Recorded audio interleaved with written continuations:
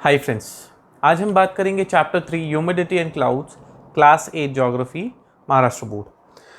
देखिए, सबसे पहले हमें वेदर कंडीशन क्या होती है ये जानना ज़रूरी है। ठीक है, जैसे कि हमने बहुत बार हम बात करते हैं कि what is weather condition. For example, अगर आपको कहीं घूमने जाना है, ठीक है, अब जब आप घूमने कहीं जाते हैं तो हम क्या किसी से जो वहाँ रहता है तो हम क्या पूछते हैं, भाई वहाँ की वेदर कंडीशन क्या है। या तो हम नेट पे सर्च करते हैं कि पर्टिकुलर जहाँ हमको घूमने जाना है वहाँ का वेदर कंडीशन क्या चल रहा है, वहाँ बारिश हो रही है क्या, वहाँ गर्मी पड़ रही है क्या, एंड ऑल। राइट, ये सब क्यों जानना चाहते हैं हम लोग? क्योंकि हम जब वहाँ जा रहे हैं तो we should be prepared. Right, तो वेदर कंडीशन किसके ऊपर डिपेंड करती है? अब फॉर एग्जाम्पल, मुझे कोस्टल एरिया, कोस्टल साइड में कहीं जाना है, तो कोस्टल साइड में जैसे मुंबई वगैरह हो गया, मुंबई हो गया, या मैं कोस्टल रीजन में बात करूँ तो वेस्ट बंगाल वगैरह सब कोस्टल रीजन में आता है। तो वहाँ की वेदर कंडीशन हम किस हिसाब से डिस्क्राइब करेंगे? That it is hot and humid. Hot and humid मतलब वहाँ गर्मी भी है प्लस ह्यूमिडिटी। ह्यूमिडिटी मतलब क्या? उसके ऊपर डिपेंड करता है मॉइस्चर, एयर के अंदर मॉइस्चर कितना है या वाटर वेपर कितना है। या अगर हम जाएंगे जम्मू कश्मीर या नॉर्थ साइड में कहीं जा रहे हैं, हिमाचल वगैरह कहीं जा रहे हैं, तो वहाँ की कंडीशन, वेदर कंडीशन किस हिसाब से डिस्क्राइब होती है कि वहाँ की जो एयर है that is dry, dry and cool. Dry and cool क्यों बोला मैंने? देखो, ड्राई इसलिए क्योंकि उसमें मॉइस्चर कंटेंट नहीं है और हवा जो है वो ठंडी है। राइट, पहले जो कोस्टल एरिया में था वहाँ क्या था, हवा गर्म थी प्लस ह्यूमिड, मतलब उसमें मॉइस्चर कंटेंट ज़्यादा था। एक और एक कंडीशन क्या हो सकती है, जहाँ आप गर्म इलाके में जाएं, फॉर एग्जाम्पल राजस्थान हो गया, ठीक है, वहाँ पे क्या होता है कि वहाँ की जो एयर है that is dry plus hot, उसमें जो मॉइस्चर कंटेंट है पर्टिकुलर एयर में वो नहीं रहता है, नहीं के बराबर है। ठीक है, और गर्म रहती है हवा। तो यहाँ पे अगर आप देखोगे तो मैं अगर वेदर कंडीशन किसी जगह की डिफाइन कर रहा हूँ, कोई भी जगह की मैं डिफाइन कर रहा हूँ, तो वो किसके ऊपर डिपेंड कर रहा हूँ? मॉइस्चर कंटेंट के ऊपर, मॉइस्चर कंटेंट ऑफ एयर। कोई भी एरिया की वेदर कंडीशन किसके ऊपर डिपेंड कर रही है? Moisture content of air plus temperature is also there. ठीक है, तो टेम्परेचर इज ऑल्सो देयर। तो जहाँ पे मॉइस्चर कंटेंट ज़्यादा रहेगा वहाँ पे हम उसको बोलते हैं ह्यूमिडिटी। ठीक है, ये जो है मॉइस्चर कंटेंट, इसके ऊपर, इसका एक्चुअली बाकी चीज़ों के ऊपर फर्क पड़ता है। ठीक है, नेक्स्ट वन जो टॉपिक है हमारा दैट इज इवापोरेशन। देखो, evaporation is what? It is the process of conversion of water to steam और वाटर वेपर। ये सब आपको पहले से मालूम है। ठीक है, इवापोरेशन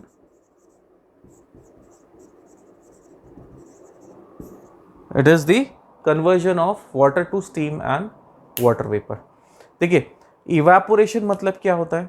जैसे हम नॉर्मल इसमें भी देखते हैं कि हमारा वाटर साइकिल है वो क्या होता है कि वाटर जो है हमारा दैट इवापोरेट्स। ठीक है, किसकी वजह से इवापोरेट हो रहा है? Due to sunset it evaporates, it convert into cloud and again it rains back and come back as water. ठीक है, this is what a simple water cycle is. तो evaporation is dependent on the temperature. ठीक है, second किसके ऊपर dependent है? Temperature के ऊपर तो डिपेंडेंट है ही है। Right, it also depends on surface area. देखिए क्या होता है, आपने आपके डे टू डे लाइफ में भी देखा होगा, पानी पानी अगर अब ज़मीन पे कहीं पड़ा है, ठीक है, अगर वो एक पर्टिकुलर क्वांटिटी, अगर मैं बात करूं तो एक पर्टिकुलर क्वांटिटी का पानी आपके ज़मीन पे पड़ा है तो उसको सूखने को कितना टाइम लगता है? ठीक है, अंदाज़ा आप लगा सकते हो। Same temperature, same weather condition में अगर सेम अमाउंट ऑफ वाटर, जो पानी जो था उसको हमने फैला दिया, एरिया बढ़ा दिया, एरिया बढ़ाने से क्या होता है? वो जल्दी सूखता है। ठीक है, आपने टेरेस वगैरह पे कभी देखा होगा, पानी अगर आपने ऐसा फैला के डाला है तो वो जल्दी सूख जाता है। वही अगर एक पर्टिकुलर एरिया में सेम अमाउंट ऑफ वाटर डाले तो उसको सूखने को ज़्यादा टाइम लगता है। तो सेकंड क्या फैक्टर अफेक्ट करता है इवेपोरेशन को? That is surface area. Third factor क्या डिपेंड करता है, दैट इज विंड स्पीड। ठीक है, अगर हवा चलेगी तो उसके वजह से भी इवापोरेशन फास्ट होता है। ठीक है, क्या होता है अल्टीमेटली कि आप इवापोरेट हो रहा है तो जो पानी है that converts into water vapour, और वो कौन लेके जा रहा है, दैट इज एयर। ठीक है, तो एयर के अंदर ही पानी, आपका जो पानी है वो कन्वर्ट हो वाटर वेपर में कन्वर्ट होके जा रहा है। तो ये तीन चीज़ डिपेंड करती है। देखिए, जिस दिन गर्मी ज़्यादा है, ड्राई एयर है, तो उस दिन आपके कपड़े जल्दी सूखते हैं, अगर आपने नोटिस किया होगा तो। जिस दिन बारिश रहती है या बारिश का मौसम रहता है, क्लाउडी रहता है, तो उस दिन क्या होता है कि जो वाटर वेपर जो कंटेंट है in the air it is more, तो उस दिन क्या होता है कि आपके कपड़े जल्दी नहीं सूखते। क्यों नहीं सूखते?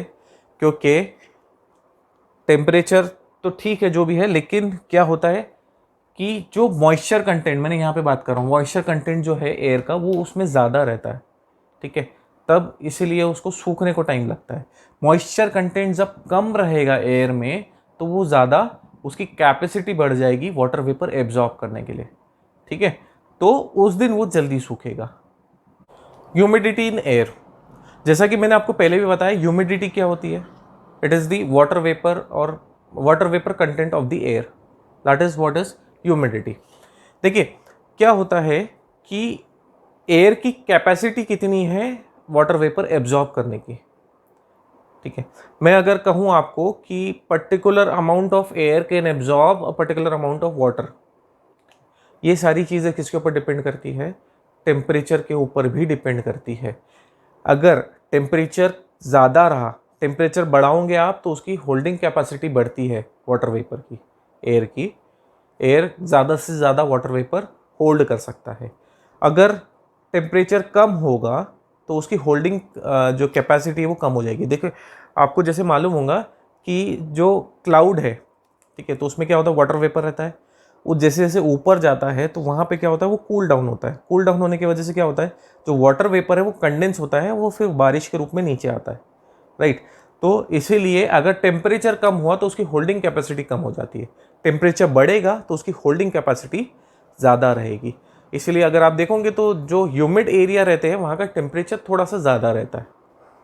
ठीक है, अब आप कहोगे कि राजस्थान में तो टेम्परेचर ज़्यादा रहता है, तो उसकी देखो एयर की होल्डिंग कैपेसिटी उस एरिया में ज़्यादा है, लेकिन वहाँ वाटर वेपर ही नहीं है उनके पास। ठीक है, मतलब वहाँ पे समुद्र नहीं है उसके आसपास, तो इसीलिए उसमें वाटर वेपर कंटेंट नहीं है, इसीलिए वहाँ का जो एयर है दैट इज़ ड्राई। अब आप जो कोस्टल एरिया में देखोगे तो वहाँ पे टेम्परेचर ज़्यादा है और वहाँ समुद्र पास में, तो इसीलिए वहाँ वाटर वेपर जो एयर में है वो ज़्यादा है। ठीक है, इसमें सैचुरेशन जो है, सैचुरेशन कब आता है कि मैक्सिमम वो कितना वाटर वेपर होल्ड कर सकता है, that is the saturation point. और सैचुरेशन पॉइंट अगर आप देखोगे तो टेम्परेचर वाइज अलग अलग है, हर एक टेम्परेचर का सैचुरेशन पॉइंट है वाटर वेपर होल्डिंग कैपेसिटी का, वो अलग अलग है। ठीक है, जैसे जैसे टेम्परेचर बढ़ेगा उसका सैचुरेशन या उसका जो होल्डिंग कैपेसिटी है वो बढ़ती जाएगी। देखिए जो सैचुरेशन वाला जो मैंने आपको बताया उसको एक एक्टिविटी के थ्रू समझाया गया आपकी बुक में। क्या किया है, एक ट्रे लिया हुआ है और एक स्पॉन्ज लिया हुआ है और एक एक चम्मच पानी डाला जा रहा है उसमें। क्या हो रहा है कि जैसे जैसे आप पानी डालोगे तो स्पॉन्ज की एक कैपेसिटी है, वो कैपेसिटी जब तक उसकी कैपेसिटी है तब तक के वो स्पॉन्ज वो पानी को एब्जॉर्ब करके रखेगा। कैपेसिटी से ज़्यादा पानी अगर उसमें डाला जाएगा तो वो उसको छोड़ देगा। ठीक है, तो जो ट्रे में आपको फिर पानी दिखने लगेगा, उसकी कैपेसिटी जितना है उतना ही होल्ड करेगा। सेम केस होता है आपके क्लाउड्स में। उसमें क्या होता है कि एक सैचुरेशन लिमिट तक के पानी वो होल्ड कर सकता है, उससे अगर ज़्यादा वाटर वेपर रहा तो वो क्या होगा, वो कन्वर्ट हो जाएगा रेन या स्नो में और वो ज़मीन पे आ जाएगा। ठीक है, एक लिमिट तक ही होल्ड करता है। जैसे जैसे आप हाइट पे जाओगे तो टेम्परेचर कम होता है, तो पर्टिकुलर टेम्परेचर या पर्टिकुलर हाइट पे जब टेम्परेचर कम रहता है तो उसकी होल्डिंग कैपेसिटी उस पर्टिकुलर रीजन पे कम रहती है। तो मतलब वहाँ की जो एयर है दैट विल बी ड्राई, ठीक है, compare to the air which is down. Right, absolute humidity. Absolute humidity होता क्या है कि water content, water vapour content air का कितना है पर्टिकुलर एरिया में। मतलब एक पर्टिकुलर एक क्यूबिक मीटर की अगर मैं एक एरिया लूँ उसके अंदर वाटर वेपर कंटेंट एयर का कितना है, that is what is absolute humidity. देखिए absolute humidity area wise differ करेगी। फॉर एग्जांपल मैं कोस्टल रीजन की मैं बात करूं तो कोस्टल रीजन में क्या होता है, एब्सोल्यूट ह्यूमिडिटी ज़्यादा रहेगी। वहाँ पे अगर आप एरिया देखोगे तो वो पर्टिकुलर एरिया में वाटर कंटेंट एयर में ज़्यादा रहेगा। वही आप इंटीरियर में आओगे टुवर्ड्स इंडिया यानी बीच में, बीच के एरिया में कोस्टल से अलग होके, तो यहाँ पे क्या होगा कि यहाँ की एब्सोल्यूट ह्यूमिडिटी कम रहेगी compare to coastal area. Absolute humidity किसके और पे डिपेंड करती है, सीजन्स पे। जैसे कि मैंने आपको पहले भी डिस्कस किया था, समर में एब्सोल्यूट ह्यूमिडिटी मतलब वाटर कंटेंट एयर का कम रहता है समर में इन बिटवीन बीच वाले रीजन में, ठीक है। यही बीच वाले रीजन में जब बारिश का सीज़न आता है तो एब्सोल्यूट ह्यूमिडिटी बढ़ जाती है। एक पर्टिकुलर एरिया की अगर मैं बात करूँ तो उसमें वाटर कंटेंट एयर का बढ़ जाता है, ठीक है। नेक्स्ट जो है इसमें that is relative humidity.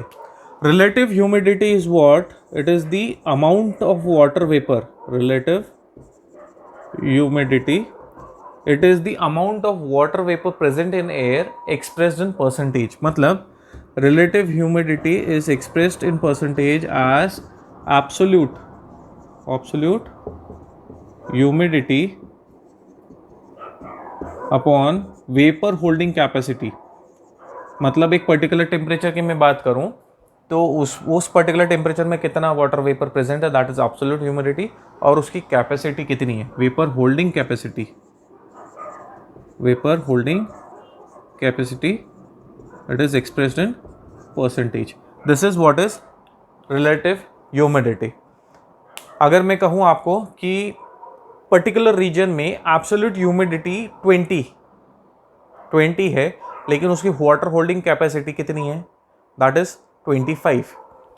Absolute humidity कितनी है 20 और होल्डिंग कैपेसिटी कितनी है 25। इसको मैं अगर परसेंटेज में बात करूँ तो that is comes out to be 80%। तो रिलेटिव ह्यूमिडिटी कितनी है उसकी 80%, राइट।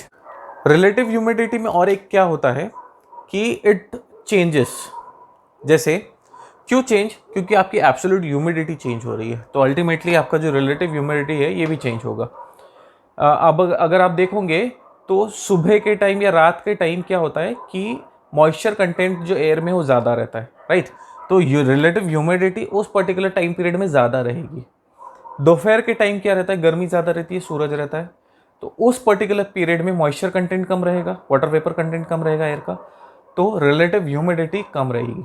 मतलब एक ही पर्टिकुलर मैं अगर लोकेशन की बात करूँ, एक ही लोकेशन में रिलेटिव ह्यूमिडिटी जैसे जैसे दिन बढ़ता है ख़त्म होता है तो वो चेंज होती रहती है, ठीक है। It is not constant. Next आपको एक एक्टिविटी दी हुई है, जैसे एक ग्लास है आपके पास, उसमें आपने बर्फ़ डाल दी, तो थोड़े टाइम बाद क्या होता है कि उसके सरफेस, ग्लास का जो आउटर सरफेस एरिया है उस पर आपको वाटर ड्रॉपलेट्स दिखाई देते हैं।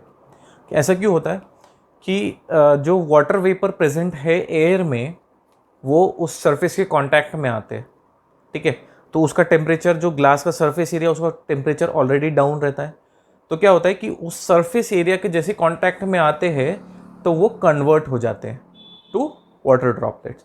इसीलिए आप देखेंगे तो उसके आजू बाजू आपको वाटर ड्रॉपलेट्स दिखेंगे। एक और एक एक्टिविटी दी हुई है, ट्राई दीज है, उसमें क्या किया है कि एक गैस पे एक पानी उबल रहा है, थोड़ी दूर पे एक प्लेट रखी है, तो क्या हो रहा है कि जो स्टीम निकल रही है, ठीक है, वो स्टीम वो प्लेट पे जाके वहाँ पे भी आपको वाटर ड्रॉपलेट्स मिल रहे हैं। तो वहाँ पे भी क्या हो रहा है कि जो स्टीम निकल रही है वो गर्म है, वो जब वो प्लेट पे जाती है तो वो प्लेट पे वो कंडेंस हो रहा है, राइट। तो कंडेंस होने की वजह से क्या होता है, वो कन्वर्ट हो रहा है वाटर ड्रॉपलेट। तो कंडेंसेशन मतलब conversion of water vapour to water droplets, मतलब उसका टेम्परेचर डाउन होता है, टेम्परेचर डाउन होने की वजह से कंडेंस होता है, कन्वर्ट होता है। Condensation densification is same, right. Sublimation is what, कि conversion of solid to gas directly और गैस टू सॉलिड, ठीक है। ये जनरली क्या होता है कि आपने सॉलिड आइस का नाम सुना होगा, ठीक है, सॉलिड आइस या सॉरी ड्राई आइस का नाम सुना है, that is solid CO2, carbon dioxide रहता है, तो वो यूज़ होता है। तो वो क्या होता है कि वो जब फ्रीजिंग पॉइंट पे रहता है तो दैट इज ड्राई आइस, ठीक है, सॉलिड फेस में रहता है वो, उसको ड्राई आइस बोलते हैं, ठीक है। वो लिक्विड स्टेट में नहीं जाता है, वो डायरेक्टली सॉलिड से गैस में कन्वर्ट होता है, तो इस पर्टिकुलर प्रोसेस को बोलते हैं सब्लिमेशन, ठीक है। या तो गैस से डायरेक्ट सॉलिड या सॉलिड से डायरेक्ट, बीच का जो एक प्रोसेस है लिक्विड वाला वो नहीं होता है। देखिए कंडेंसेशन जो है, कंडेंसेशन किसके ऊपर डिपेंड करता है, क्या होता है कि जो टेम्परेचर है, टेम्परेचर कम होना चाहिए, ठीक है। टेम्परेचर जब कम होता है और रिलेटिव ह्यूमिडिटी, आपकी वाटर होल्डिंग कैपेसिटी एक फिक्स है, और वाटर एयर के अंदर कितना है वो भी फिक्स है, ठीक है। तो जब एयर कंडेंस हो रही है आपकी, मतलब उसका टेम्परेचर डाउन हो रहा है, टेम्परेचर डाउन हो रहा है तो उसकी होल्डिंग कैपेसिटी कम हो रही है, वेपर होल्डिंग कैपेसिटी कम हो रही है, और जब उसकी रिलेटिव ह्यूमिडिटी 100% हो जाती है, ठीक है, तब आपका जो कन्वर्जन है, मतलब from water vapour to water droplets, वो शुरू होता है। That is what is condensation. मतलब उसमें क्या हो रहा है कि टेम्परेचर डाउन हो रहा है, टेम्परेचर डाउन होने के वजह से जो वाटर वेपर होल्डिंग कैपेसिटी है एयर की वो कम हो जा रही है, उसके वजह से जो रिलेटिव ह्यूमिडिटी है वो बढ़ जा रही है परसेंटेज। सो वो जब 100% होती है तो फिर कन्वर्जन होता है, that is what is condensation. देखिए जो कंडेंसेशन वाटर वेपर का हो रहा है, तो ग्राउंड लेवल पे आप देखोगे तो ड्यू फॉर्म होता है जब कंडेंस होता है। आपने देखा होगा सुबह सुबह के टाइम पत्तियों वगैरह पे आपको ड्यू मिलती है, that is a form of condensation. या तो आपको फॉग मालूम है आपको, मॉर्निंग के टाइम पे जब आप जाते हो तो फॉग मतलब एक धुआं जैसा लगता है, लेकिन एक्चुअली वो धुआं नहीं रहता है, वो जो हवा रहती है उसमें जो वाटर ड्रॉपलेट्स आप जब जाओगे ना तो आपको फील होती है। ये जनरली जो फॉग है ना, ये आपको हायर एल्टीट्यूड्स में पता चलता है, जहाँ आप पहाड़ियों इलाके में जाते हो ना, तो वहाँ पे आपको ऐसा लगता है कि बादल आपके पास में है, तो जब आप बादल से गुजरते हो तो आपको ऐसा लगता है कि एक पानी का एक लेयर ही आपके ऊपर लगा है, ठीक है। एंड फ्रॉस्ट, ये टाइप के जो होते हैं कंडेंसेशन, ये होता है लैंड पे। और एक कंडेंसेशन होता है क्लाउड्स में, जो जैसे जैसे ऊपर जाता है तो वाटर वेपर कंडेंस होता है, टेम्परेचर डाउन होता है, और देन रे और स्नोफॉल अकर्स। देखिए फॉग और स्मॉग फॉग एंड स्मॉग दोनों में एक छोटा सा डिफरेंस है। फॉग में सिर्फ वेपर रहेगा एयर में, ठीक है। स्मॉग जो आज के तारीख में हमारा एक्चुअली क्या होता है कि जो हमारा एनवायरनमेंट है वो इतना पॉल्यूटेड हो गया है कि उसमें डस्ट पार्टिकल्स बहुत ज़्यादा है, ठीक है। तो वेपर के साथ साथ डस्ट पार्टिकल्स भी रहते हैं एयर में, so that is what is called as smoke. Next is clouds. सबसे पहले आपको ये जानना ज़रूरी है कि क्लाउड्स बनते कैसे हैं। जैसा कि आप इवेपोरेशन प्रोसेस जानते हैं, वाटर साइकिल में इवेपोरेशन प्रोसेस होता है। तो इसमें होता क्या है कि जो अपना सरफेस पे जितना भी अर्थ सरफेस पे वाटर है, due to sun's heat it evaporates, it is converted into water vapour. अब ये जो वाटर वेपर है ये हवा में ऊपर उठता है, और हमारे अर्थ का जो एटमॉस्फेयर है, जैसे जैसे आप अर्थ सरफेस से दूर जाते जाओगे तो वो ठंडा होते जाएगा, राइट। सो अब ये जो वाटर वेपर है जैसे जैसे ये ऊपर उठेंगे it will start condensing because the temperature is reducing. अब होता क्या है कि जो स्मॉल वाटर पार्टिकल्स रहते हैं ये इतने हल्के रहते हैं कि ये जो हवा का जो नीचे से बहाव रहता है वर्टिकली अपवर्ड्स, तो वो हवा में उसको रोक के रखता है। अब ये जो पार्टिकल्स है ये जो एक डस्ट पार्टिकल्स के अराउंड एक्यूमुलेट हो जाते हैं, जैसा कि आप देख सकते हो बीच में ब्लैक कलर का डस्ट पार्टिकल्स है और वाटर वेपर उसके आसपास एक्यूमुलेट हो रहे हैं। अब ये सब एक्यूमुलेट होने के बाद ये बड़ा हो जाता है, that is called as cloud droplet. अब ये बहुत सारे जब क्लाउड ड्रॉपलेट इकट्ठा हो जाता है तो ये बनते हैं clouds, this is known as clouds. Now जैसा कि मैंने आपको पहले भी बताया हूँ कि जो वाटर वेपर होल्डिंग कैपेसिटी है एयर की या हवा की, वो किसके ऊपर डिपेंड करती है? टेम्परेचर के ऊपर। टेम्परेचर ज़्यादा रहेगा तो उसकी वाटर होल्डिंग कैपेसिटी ज़्यादा रहेगी, कम रहेगा तो टेम्परेचर कम रहेगा तो कम रहेगी। अब यहाँ होता क्या है कि एटमॉस्फेयर जो है जितना आप ऊपर जाओगे उतना ठंडा है, तो हाइट में जो उसकी कैपेसिटी है वाटर वेपर होल्डिंग कैपेसिटी वो कम है। तो जो क्लाउड्स फॉर्मेशन होते हैं वो अगर आप हाइट पे देखोगे तो वहाँ कम क्लाउड्स मिलेंगे। जैसे जैसे आप नीचे देखते जाओगे, हाइट कम देखते जाओगे, तो वहाँ पे आपको क्लाउड्स ज़्यादा डेंस नज़र आएंगे। नाउ क्लाउड्स जो है, ठीक है, उनको नाम जो दिया गया है क्लाउड्स को, वो कैसे दिखते हैं उसके ऊपर और वो कौन से हाइट पे है उसके ऊपर दिया गया है, ठीक है। जैसे सबसे पहला वाला है सिरस क्लाउड्स।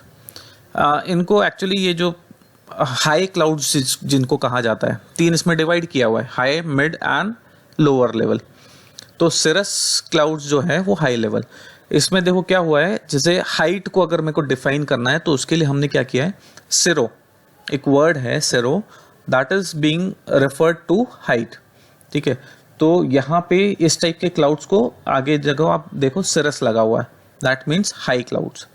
अब जो सिरस जो क्लाउड्स है, जैसे किसी के खुले बाल अगर जैसे उड़ते हैं ना वैसे दिखता है, ठीक है।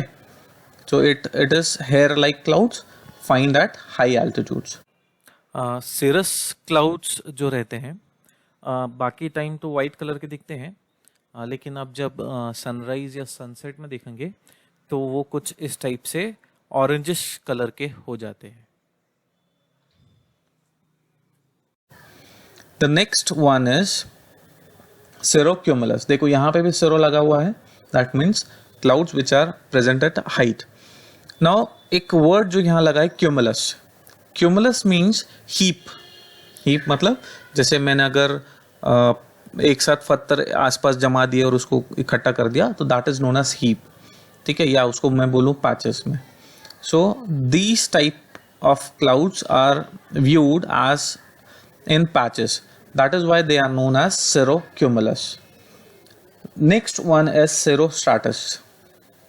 Same cirro has been referred means high clouds, stratus mean layers, मतलब जो clouds layers में रहते हैं, present रहते हैं, that is known as cirrostratus. अभी यहाँ पे जैसे आप already image में देख पा रहे हो कि ये जो clouds है ये layers में आपको दिख रहे हैं, they are thin. Why they are thin? मैंने आपको पहले बताया हाइट में क्लाउड फॉर्मेशन कम होता है, तो that is why they are thin. देखिए यहाँ पे एक टर्म आया है हेलो। हेलो एक्चुअली होता क्या है कि जब लाइट जो सस्पेंडेड क्रिस्टल आइस क्रिस्टल्स जो है एटमॉस्फेयर में उससे जब इंटरेक्ट करती है तो ये जो शेप आप देख पा रहे हो लाइट का सर्कुलर शेप, इस टाइप का जो ऑप्टिकल फिनोमेना होता है, this is known as halo effect, right.